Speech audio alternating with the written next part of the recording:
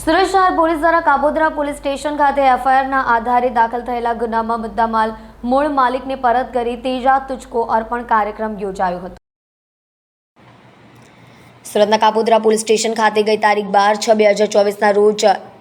EFIRના આધારે દાખલ થયેલ મોબાઈલ ઘરફોડની અને મોબાઈલથી ગૂગલ પે દ્વારા 3 લાખ ઓનલાઈન ટ્રાન્સફર કરી ગુનાનો ભેદ ઉકેલાયો હતો, જેમાં મરનારના મિત્ર સંદીપ વિનુભાઈ દેસાઈ દ્વારા મોબાઈલ ચોરી કરી અન્ય ખાતામાં પૈસા ટ્રાન્સફર કરવામાં આવ્યા હતા। તે 3 લાખ રૂપિયાને મોબાઈલ કાબોદ્રા પોલીસ દ્વારા પોલીસ સ્ટેશન અને કોર્ટમાં ફરિયાદીને સહયોગ કરી નામદાર કોર્ટમાં હુકમ બાદ આજરોજ ફરિયાદીને તેરા તુજકો અર્પણ અંતર્ગત કાબોદ્રા PI MB અવસુરા દ્વારા 3,10,000નો મુદ્દામાલ સુપરત કરવામાં આવ્યો હતો।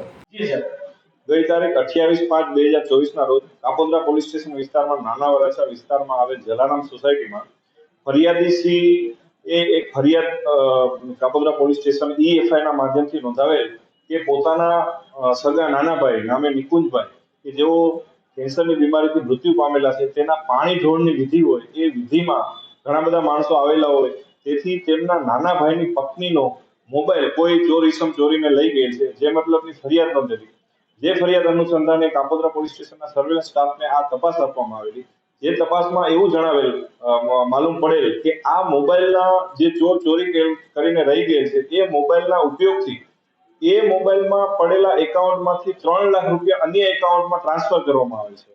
જેથી કોઈ જાણ ભેદુ જ હોય એવી પોલીસને શંકા ઉપજતા પોલીસે એ દિશામાં બેંક એકાઉન્ટ વગેરેના આધારે તપાસ કરતા આરોપી સંદીપભાઈ વિનુભાઈ દેસાઈને આ ગુનાના કામે ધરપકડ કરેલી। આ આરોપી ખરેખર જે મૃત્યુ પામેલ નિકુંજભાઈ હતા એમના મિત્ર જ હતા અને 12માની વિધિમાં આવેલા અને ત્યાંથી એનો મોબાઈલ ચોરી અને પોતાને પૈસાની જરૂરિયાત હોય એના કારણે એણે એના એકાઉન્ટમાંથી 3 લાખ બીજાના એકાઉન્ટમાં ટ્રાન્સફર કરેલા અને આ ગુનો કબૂલ કરેલો અને એ કામે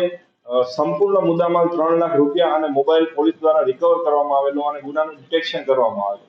ત્યારબાદ આ મુદ્દામાલ